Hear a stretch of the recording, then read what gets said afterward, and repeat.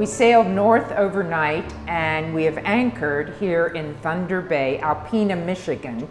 And we tendered into shore, and we're now at the Thunder Bay National Marine Sanctuary. I've learned a little bit about it, but I think we're going to let someone share a lot about the information of this area and the work of the National Marine Sanctuary with us today.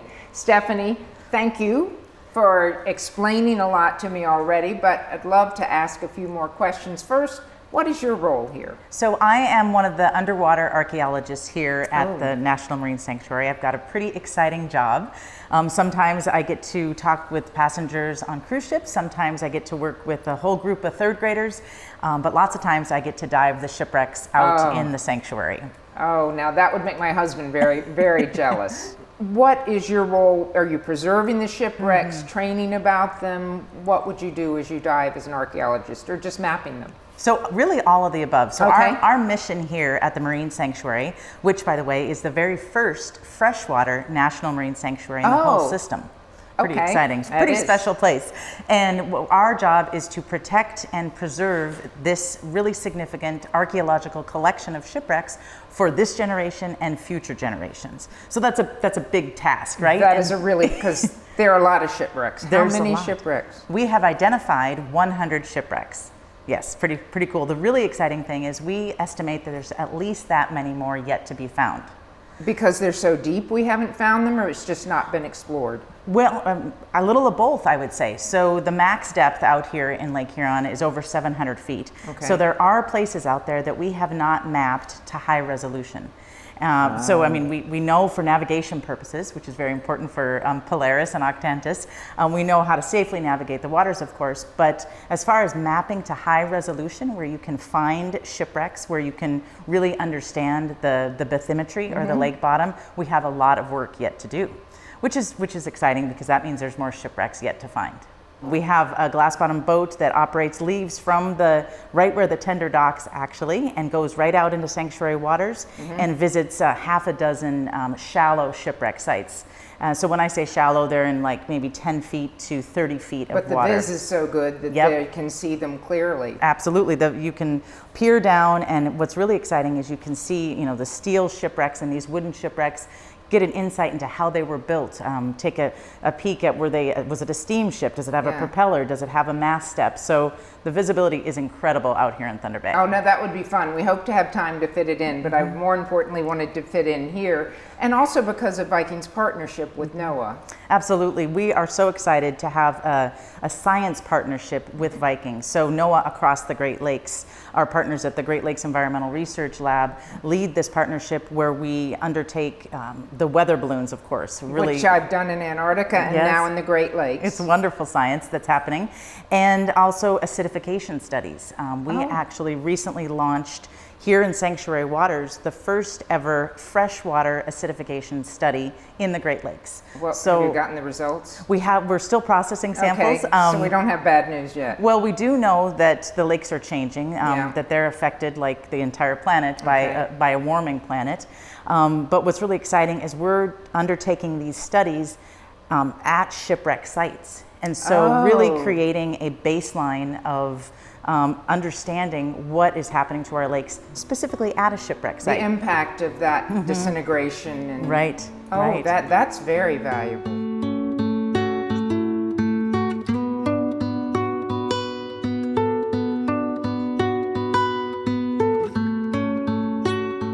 Andrea, I understand you're the sea lamprey specialist since you're standing behind the sea lampreys. But tell me a little bit about yourself and the work you do here. Sure. So I am a communications associate for the Great Lakes Fishery Commission. The Great Lakes Fishery Commission is the organization that coordinates sea lamprey control in the Great Lakes. We also fund research on sea lamprey and other Great Lakes fish species, and we coordinate fisheries management. And all of this work goes to protecting our native fish in the Great Lakes, which provide a very valuable fishing industry. Well, and I think to back up a little bit, and I did a little reading, but I know some people may not know, the lamprey are very bad invasive species here? They are one of the worst to have ever come into the Great Lakes. Oh. They started invading in the mid-1800s, and after they invaded, their populations exploded to over 2.5 million sea lamprey. Each one of these sea lamprey can kill about 40 pounds of fish during its life. And before we could control them, there were 2.5 million sea lamprey killing about 100 million pounds of fish every single year.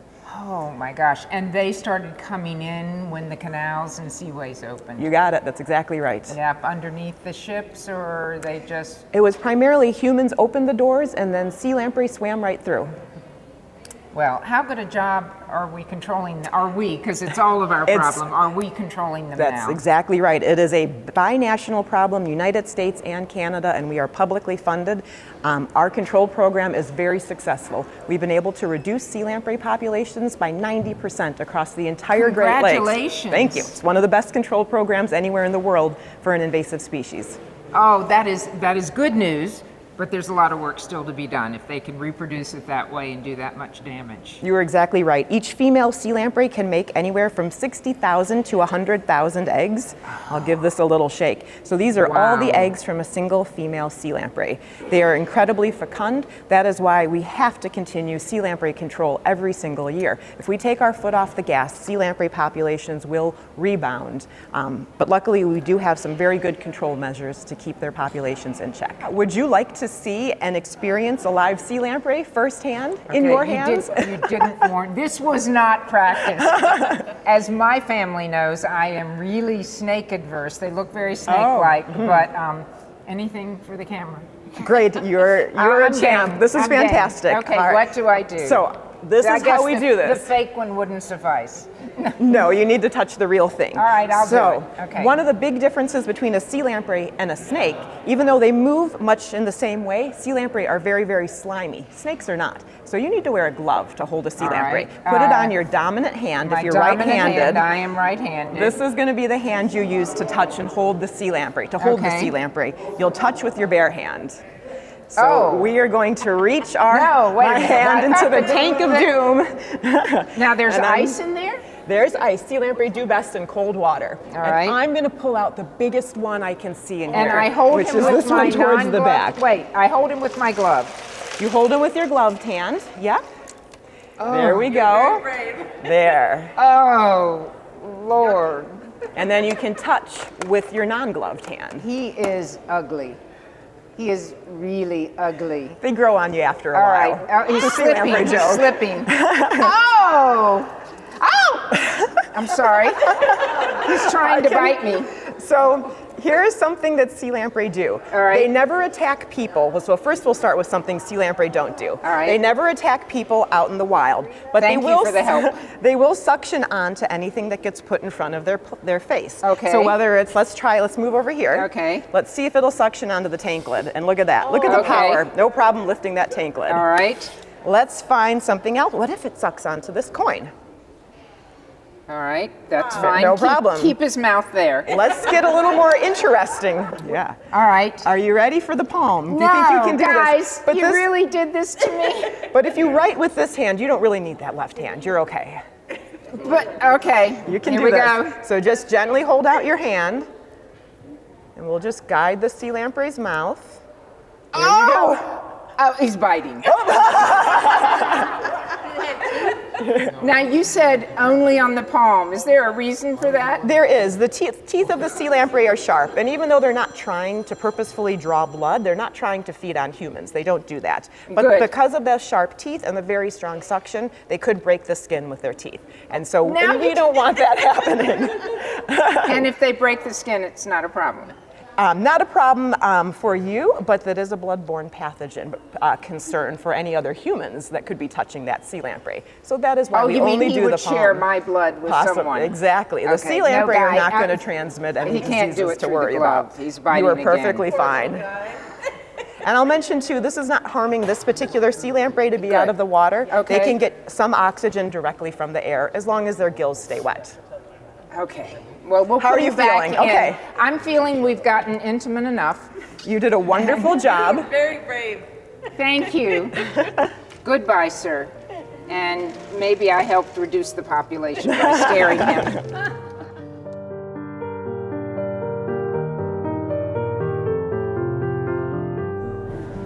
So this is life-size schooner. Life-size canaler, schooner. We call them canalers because they were all built to almost exactly the same specifications to just fit through the canals and with maximizing their cargo space. Wow. And so at the end of the 1800s, like the 1870s to 1890s, there were thousands of these working in the Great Lakes. Oh, and the lifeboat.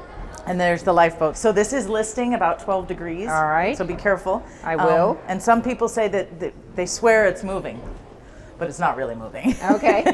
But it does feel like it. Okay, the real experience. That's right, simulating what it'd be like to be on a schooner in a terrible storm in the 1870s, 80s, 90s. Okay. So we'll go upstairs and see if we survive this terrible storm. Not happily, even if I do. Okay, I'm getting the list. Yep, we're still moving, terrible storm. Yep. See the mast standing up? Okay, at least it's still standing. That's right. And we'll see if we survive. And then you pilot us in. That is not going to bode well. Let me see. And then maybe face the bow. Okay, I have failed. Okay, can the captain sit or do I? Sure, yes, okay. you can sit. Now I'm piloting. Will we survive? Good about this. We're aiming for Thunder Bay Island Light. All right, I've got it. The lighthouse will bring us in. And what happens if we don't make it? We run aground and we're another shipwreck in the sanctuary. Oh my gosh, these were brave men. Oh, very, very brave sailors. These were brave men. Viking's partnership with NOAA is wide-ranging. Viking Polaris and Viking Octantis are the only non-governmental ships allowed to launch NOAA weather balloons, a process that our guests enjoy watching and learning about. And then during our visit to Alpena, Viking's expedition staff organized a donation of 16 kayaks to Thunder Bay National Marine Sanctuary. The staff there told us these would be used for school children's education programs.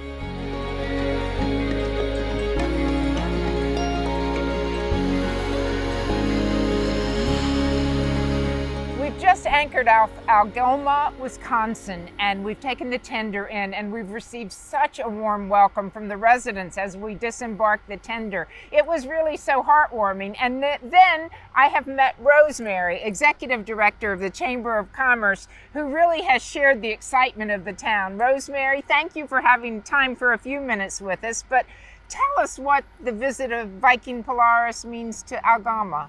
Well, thank you for selecting our town. I'm so excited. The whole town is excited, both the Algoma Area Chamber of Commerce, the local community, and the businesses we have. This is our very first cruise ship in a town of 3,200 people. First cruise ship ever. First cruise ship ever. Oh. So when we found out last fall, we were surprised and thrilled. And this town comes together so well with 3,200 residents. We sponsor Shanty Days festivals, concerts in the park in the summer, and kites festivals, all through the community of volunteers. So as soon as we knew Viking Polaris was coming, we started a committee.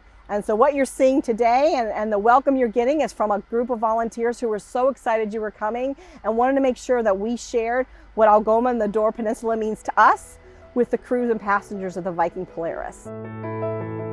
It's customary to exchange gifts when a ship makes its inaugural visit to a port.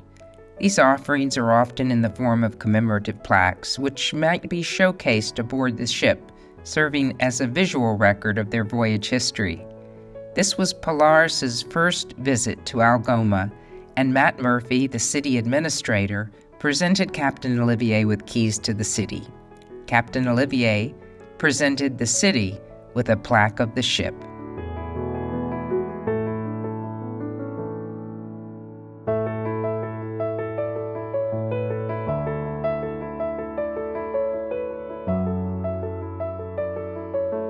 Anthony, thank you for having us here to the Von Stiehl Winery in Algoma.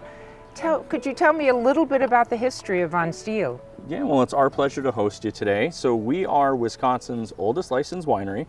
Dr. Stiehl founded us in 1967, and he was an actual licensed doctor in town, and he made cherry wine and apple wine. And if you know anything about making fruit wines, when they start to ferment, they smell a little off. So his wife said, I didn't know that. You got to find somewhere to go. So we found this beautiful building This building was built back in the 1850s and 1860s. It's beautiful. We are on the National Register of Historic Places. We are the last building in the state, actually in this town, that has underground tunnels that used to go all through town. So if you come for us on a tour, we can take you down the tunnels and we'll show you that in a bit. What was the purpose of the tunnels? Just for winter, or? Yeah, so the dock of Algoma used to be right behind us on the Ahnapee River. So ice, coal, anything that needed to get transported all went underground to wherever it needed to go. Brilliant. Exactly. We are the third largest commercial winery in the state. We make over 100,000 gallons of wine a year. It's about 45,000 cases. About 60 different varietals in the tasting room, which we'll get to taste a little bit. Maybe not 60. Not all 60. Thank you. I got faith you can handle half. But, yeah. But we'll also show you some of the state-of-the-art production facilities that we have. Would love to see them. We have a bottling line that was custom built in Italy. It was the first one like it in the United States. Oh, you'll get to see a lot of the trend-setting stuff that we do. So we're excited. I'm excited. And we're right in the shadow of Viking Polaris. I can't believe how close we are to the winery. I love that you're right on the river. Yeah, just about 200 yards away. That's about it. So, beautiful spot. Awesome. Well, what would you like to show me first? You know, I think we're going to start in our production facility so you get a sense of really who we are before we end with some history. I would love that.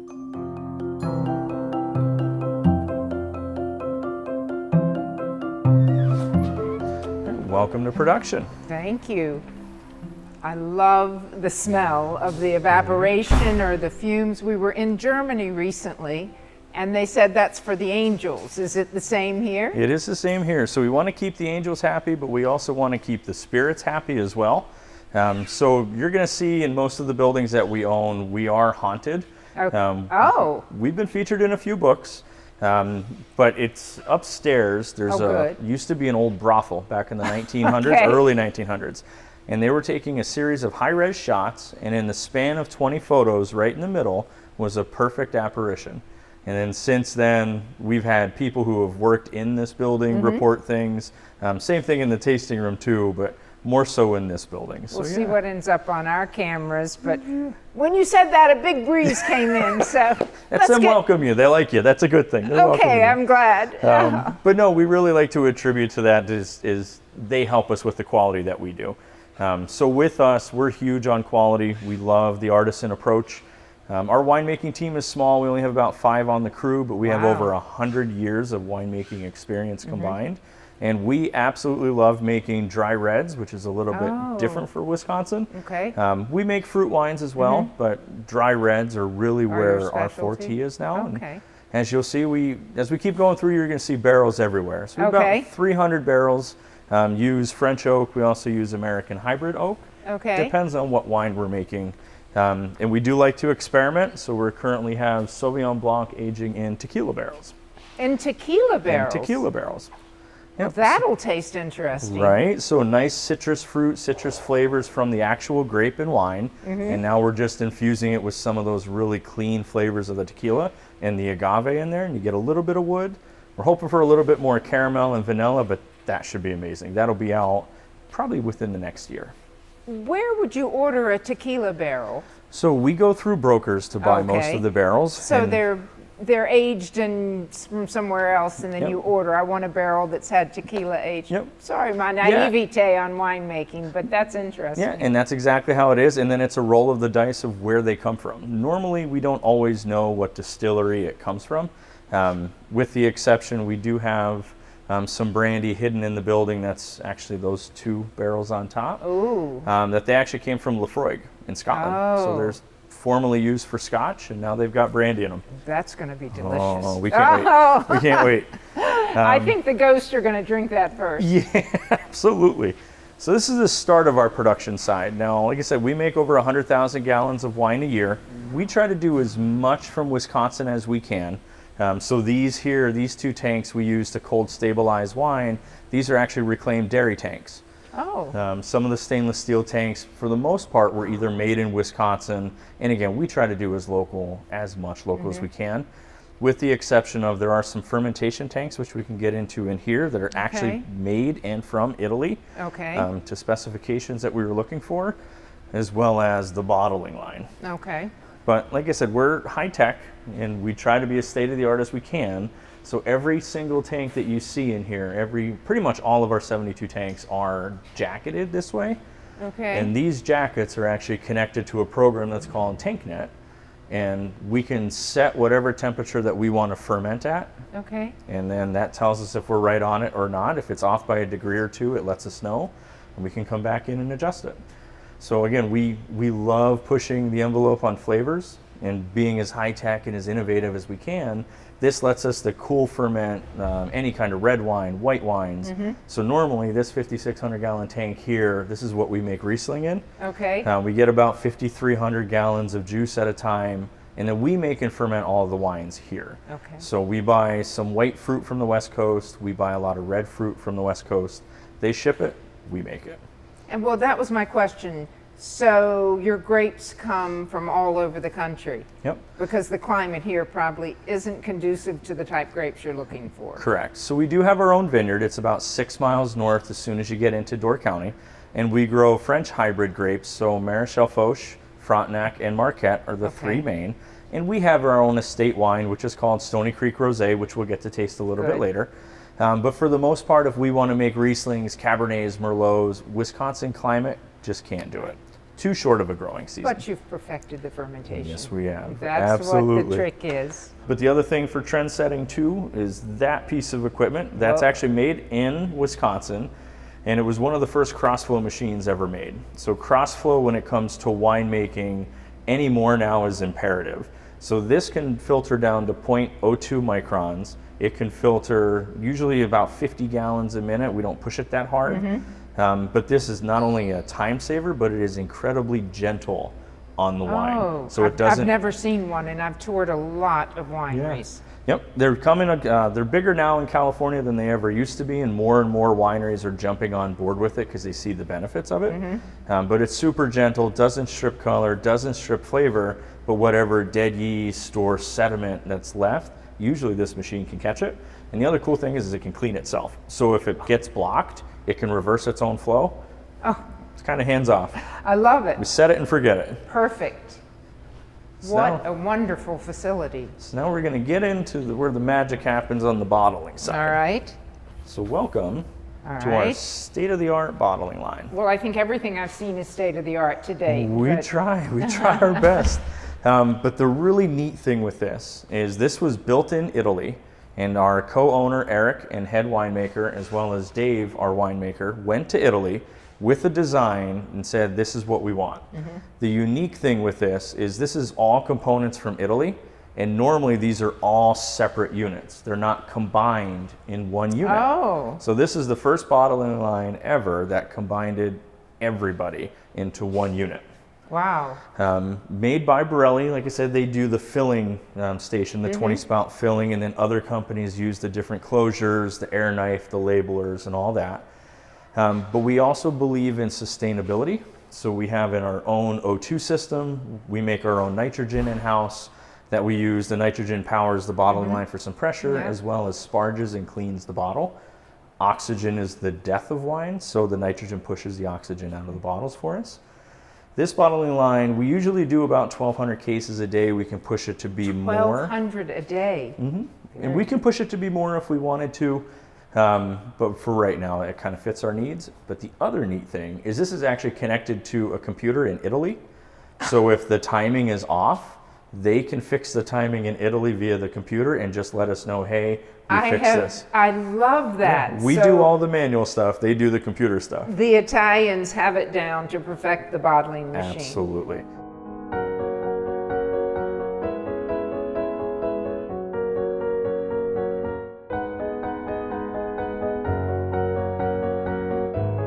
Okay, Anthony, we've bellied up to the bar. All right, you ready? So we're going to taste you through 3 of our select tastings, things that are really unique to what we do. That's what I would love.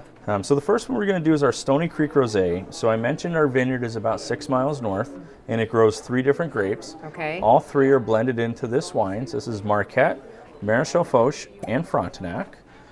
Right. This is a 100% estate-made wine. So this is unique to us, and we absolutely love it. So I hope you enjoy it. Oh, I know I will. Well, and cheers to Viking. Cheers. Showing up in Algoma. Thank you.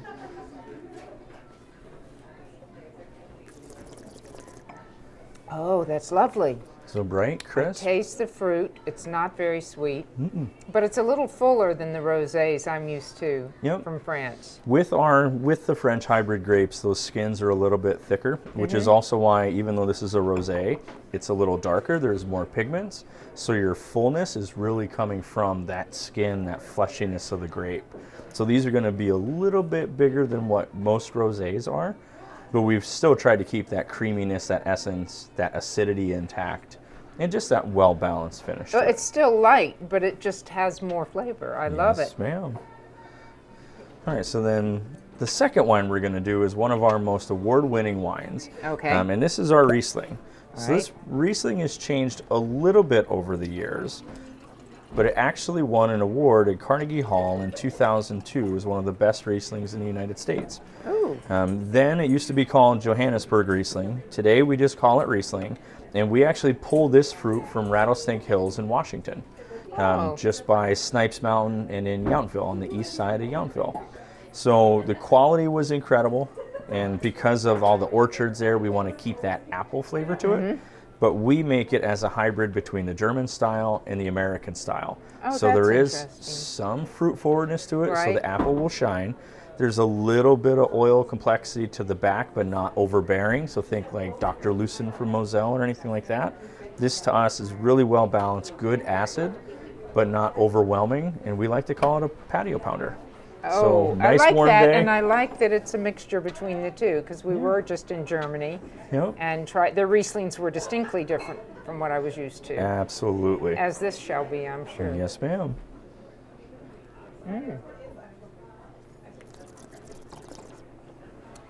Smooth.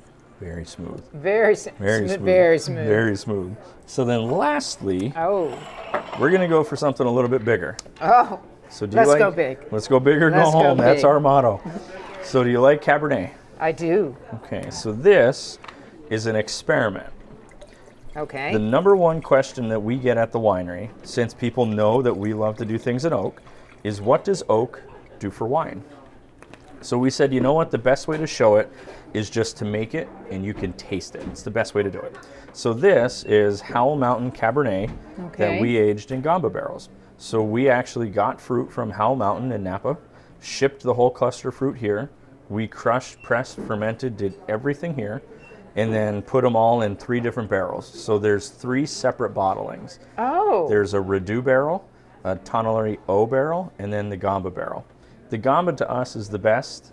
Seasoned about 4 years, 100% French oak from the Allier forest just outside of Bordeaux. Handmade in Italy and then shipped the barrels here. So it's a cool process to it, but each bottle has its own unique flavors. Because the Redoux comes from the Vosges region in France, and then the Tonnery O's come from the Trancy forest. So amazing flavor components. So I hope you like this one. This is going to be a little bit bigger than the Riesling, I promise. Okay, bigger. I like your terms, bigger. It's a little bigger. All right. But there is going to be good fruit complexity to it, but because this is French oak, there should be a little bit of caramel, vanilla complexity to it on the back end, and maybe even a little bit of leather. Depends on your palate. It's not as sophisticated as it should be, but let's see. My palate, not your wine.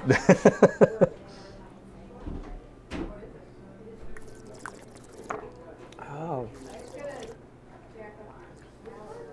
Now this is an elegant wine. So every time you taste it, this wine will change.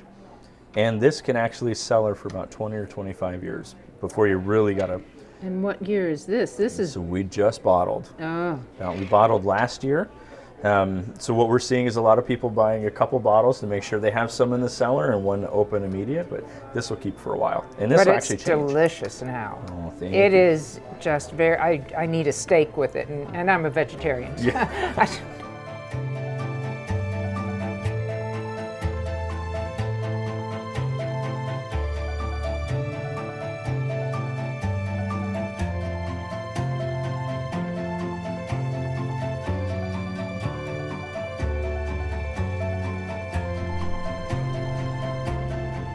Lindsay, Hello, Jean. welcome. Nice to meet you. thank you. Thanks for having us to Ahnapee Ahnapee Brewery. Almost. Ahnapee Brewery. I'm looking forward to tasting your brews, but tell me first the name, Ahnapee. So Ahnapee, it was originally the name of Algoma. Before it was of the Algoma. town. Yes. And it's a Native American word that we always kind of say it means land of the gray wolf. So Okay, you have gray wolves here?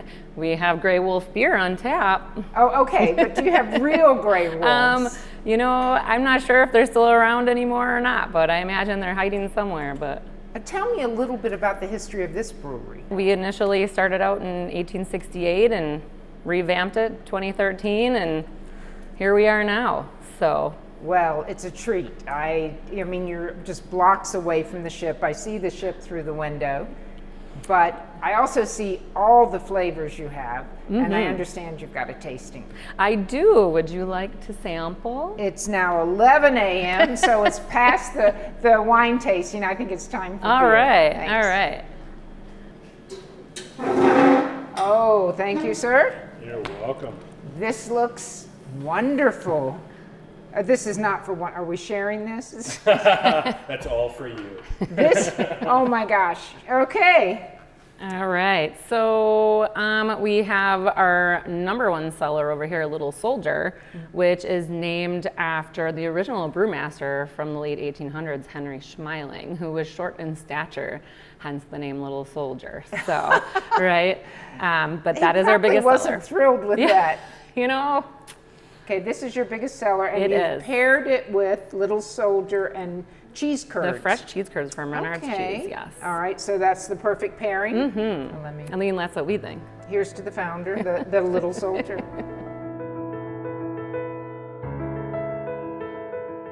Right on the water with our ship in sight, we enjoyed a delightful flight of craft beers, complemented, of course, by the finest Wisconsin cheeses.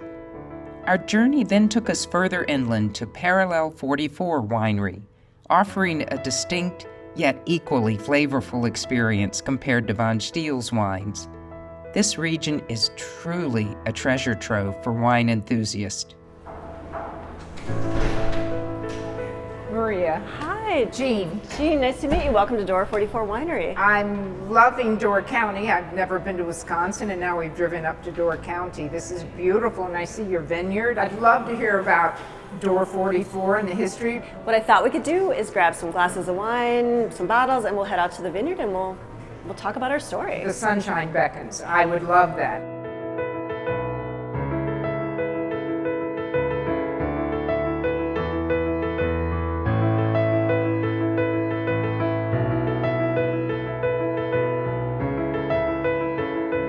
It's the first day we haven't needed a sweater and drinking chilled wine. Yeah, that you warned me is probably going to explode because. I know, because it's getting a little bit warm, so we'll see what happens. Okay. Let's see, I like to start with this as kind of a celebration. There we go. Oh, it is a celebration. I have Door County I am loving. Here it goes. All right. Oh, and we're going to have a little, let it Okay. calm down just a little bit. I didn't shake it too much. Maybe. No, you did good. So this is Bubbler. This is. Bubbler. We started making sparkling wines about 10 years ago, and I'm one of those people that can drink sparkling wine every day. I always feel like it's for every day celebrating. Pairs well with everything. So about 10 years ago, Steve finally decided to make a sparkling wine. He was at a conference sitting next to this French winemaker, and he started complaining about, oh, you know, in Wisconsin, our summers are so cold. And the French winemaker said, well, actually in Champagne, France, the summers are cooler than here. And that's why we make sparkling wines. These cooler temperatures make grapes with these crisp acidity and lends itself amazing to sparkling wine. So Steve's like, let's give it a try. Oh, I don't know, it's gonna go. Oh, sorry. That's probably me carrying. Look it. at that, not so bad. So all Wisconsin grown. It was one of the first all Wisconsin grown grape sparkling wines to be made. Oh. Won Best Wisconsin Sparkling Wine repeatedly and does well in competitions, but bright and fresh. So, There's no better place to drink it. cheers. Cheers. Beautiful looking over the vineyard here. Yeah, this time of year you'll start to see the little buds form on the vines. Oh, it's delicious. Isn't it nice? Wonderful. Perfect on its own. Great with some nice cheese. We should have brought some cheese out here. That's okay. This will suffice on its own. This is wonderful. I want to hear a little more about your story. You hinted at it. My dad was born and raised in Italy, grew up in central Wisconsin, so it's a long story on how he got there. But wine was very much a part of his tradition and culture. He made wine with his friends in the garage. I remember that as a kid. And it's wine that we shared at family celebrations. It was about the grandparents, the cousins, just talking, conversation, and food. So, to me, wine just meant so much more than, an alcoholic beverage. And I and my husband met while we were in college. He did farming for fun, but experimented with grapes early on. So Steve grew up with this agricultural background and always said that he was really a farmer at heart. So eventually we realized our dream. In 2005, we bought a parcel of land east of Green Bay and planted 10 acres worth of grapes. Okay. And then opened our first winery, Parallel 44, in 2007. Okay, so I'm hearing, so on Parallel 44. Yep, it's the latitude. And when we were thinking about how to name the place, a lot of people name it after their family name. And we thought, gosh, we want something bigger. It was so important to us to really represent the area, I guess the terroir, the French term of what was going on here, that we started to think about where are we located and realized we were on the 44th parallel. And that's significant because if you look at all the fine grape growing winemaking regions, they're 44 to 45, and 44 goes through Tuscany, Bordeaux, and all these other. I didn't realize that. Oh, how Yeah. perfect. So That means generally the same climate here. right. I mean, I guess climatically with water bodies and whatnot, it'll be a little bit different, but sun exposure, growing degree days, rainfall, there's just a lot of climatic similarities that make it ideal for grape growing and winemaking. It defines it globally.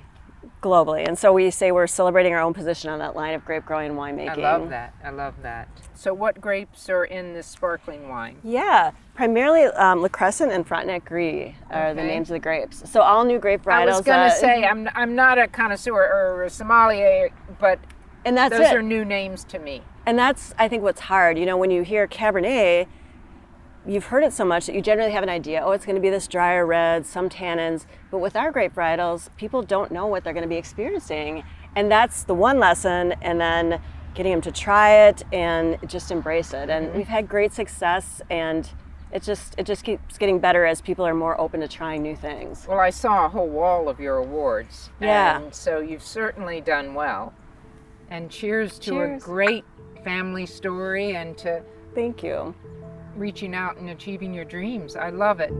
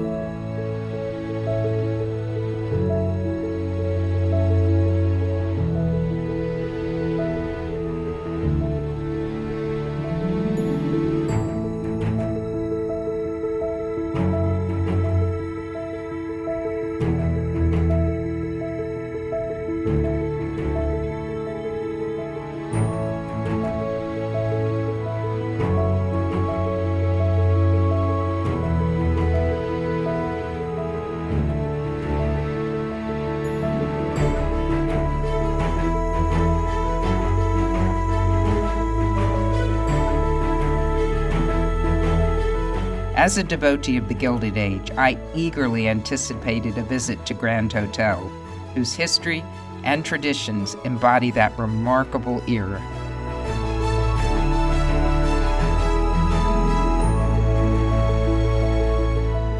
Bob, could you come down for this interview? I will do the best I can. No, I'm very or excited come to on. have you here, okay?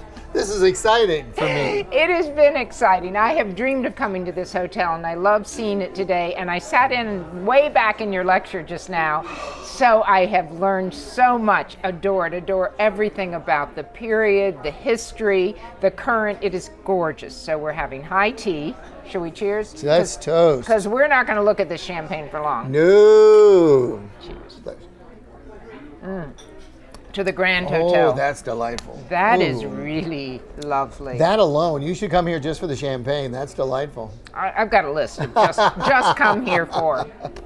But listen, tell me a little bit about you and your position here at the hotel, and then a little bit about the history for those one person in the country who may not have heard of the Grand Hotel. Oh, not the Grand. Wow, it was so close. It was so close. I was almost good. You were doing so well. We were friends. I'm sorry. Okay, you take the floor. Grand Hotel is Grand Hotel. There's no "the." That's why we were going back and forth. But I have the best job in the world. This is what I study. People think, oh, you have no life. I can prove it. I study turn of the century wood frame vernacular hotels built by transportation companies. Hotels built by transportation companies, steamships and railroads get the wealthy Victorians out of the hot, dirty cities for the summer. Mackinac Island had those cool breezes coming across that lake the entire summer. The rarity of this building is just that it exists. And around the turn of the century, about 1904, there's over 1,200 large wood frame hotels, and 2/3 of them were built by transportation companies, as were we. 2 railroads, 1,200. Two railroads and a steamship company built us. Of the 1,200 that existed, of the big ones, 200 rooms or more, there's just 11 left in existence. So the rarity of the building and the story of survival, that is our history. It is a beautiful history and fits in so well with all of Mackinac. And you were telling us so many stories during your lecture, and all of them resonated with me. But people that watch me on this know that I'm a history nerd, so I may save them a little of my normal Gilded Age fashion. Although, please put it in. Sure. I loved your discussion of Prohibition, and I guess it was my lack of knowledge about how Prohibition really worked. Could you share a little of Grand Hotel's history? Beautiful, I caught it. I Grand caught Hotel. it. Well, we were built by transportation companies, and it cost a fortune to build. We had $300,000 in the hotel. Our season was very short when we opened. It was only 2 months long. The transportation companies could afford to lose money here because our little island of Mackinac was 90% tourism by the turn of the century. Today, we're 99% tourism. So as we went through different ownerships after we left the transportation company's ownership, we had to do what we had to do to keep the doors open. And we're in the hospitality business. And during Prohibition, people wanted a cocktail. And we felt that it was our duty to provide them with that cocktail. Prohibition hit Michigan actually 3 years before the rest of the country in 1917. Yeah. So we were moving into illegal liquor long before the rest of the country. So when national prohibition hit in 1920, we were experts. So Canada's conveniently located just 52 miles from here. They were very smart. They had prohibition, but it was okay to sell it to us. So we would bring it down at night. I didn't know that. Absolutely. They brought it down at night. Our carriages would go pick it up, bring it back. Sometimes it came back a little early, and we didn't want to see our guests unload liquor from these beautiful horse-drawn limousines to take them downtown. So we had a bevy of maids that would meet the carriages up the hill from the hotel, put the liquor in a baby carriage, take it for a walk downtown with the regular babies. When they came back, babies went to the right, liquor went to the left. So it was brilliant. a wild time at Grand Hotel. Brilliant. And tell me about the raids. Well, we started... Those horrendous raids you had. Starting in 1919, J. Logan Ballard purchased the hotel. We were actually going to be torn down twice, sadly. Not making money. 1910, we're going to be torn down in 1933. The island wanted this hotel open because it was over 90% tourism, so they said, don't sell it, don't tear it down, sell it, put it up for sale, don't close it, we'll find a buyer to buy you out at a profit greater than the demolition of the building and the subdivision of its property, because we had yet to make money. J. Logan Ballard from French Lick, Indiana comes, buys the hotel. We dropped the price 4 times by 1919. We already had the liquor thing going. We were experts, but he brought gambling here. So we built a full speakeasy in the back of the house. You had to be vetted to get in there. You went through a fake maid's closet, down a hall, up 3 steps. It was just like in the movies. You pounded on the door. Your admission was a card called the Grand Hotel Gaming Society. So you tapped on the door, you showed your card, and you went in. It was in the back of the house. You could stay the entire summer season, have no idea that we had liquor and gambling in 4 different areas. Regular guest would have Regular no guests, idea. yep. Someone like yourself, I would immediately try to sell you a membership.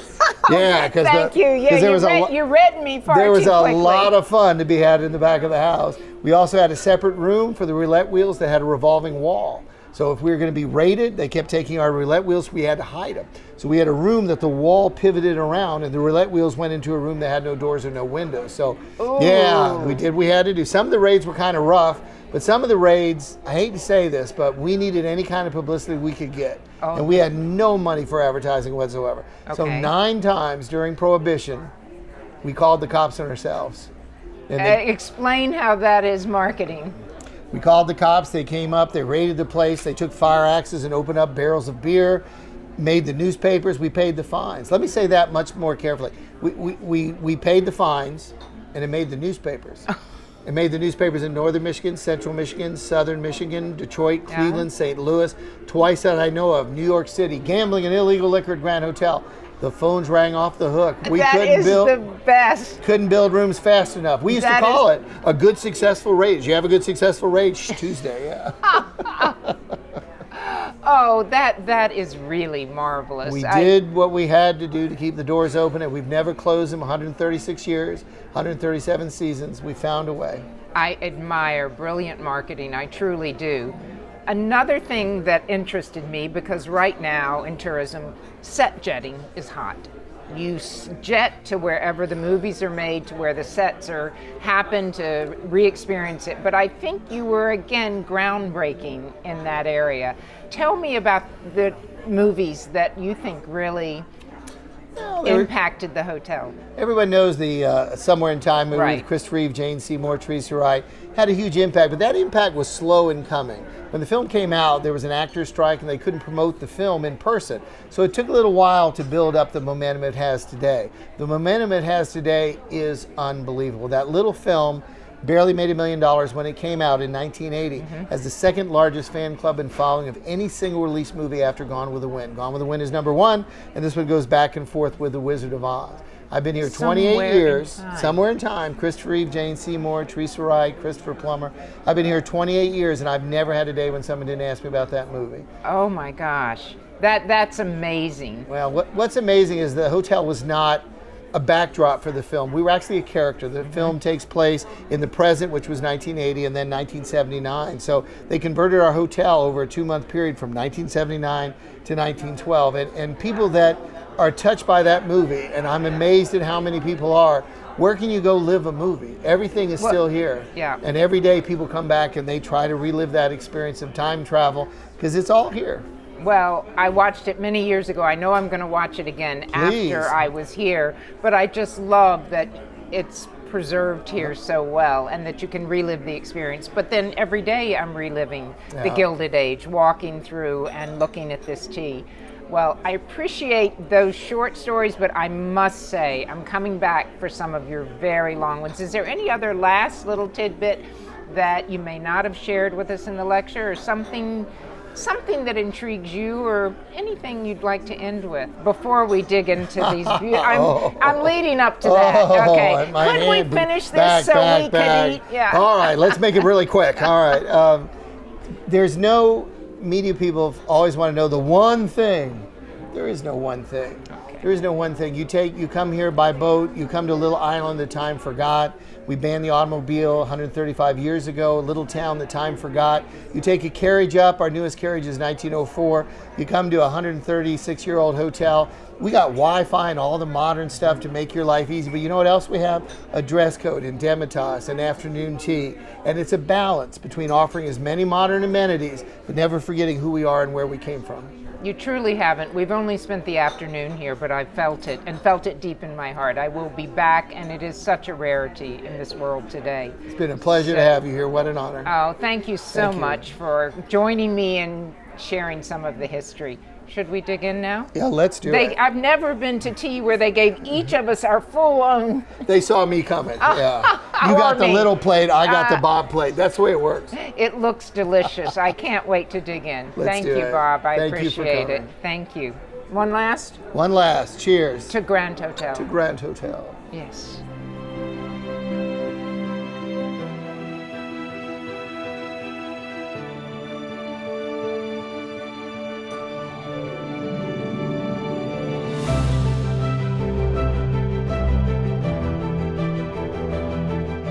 Next time, the landscape and discoveries change dramatically as we visit Parry Sound, Killarney, and Fraser Bay.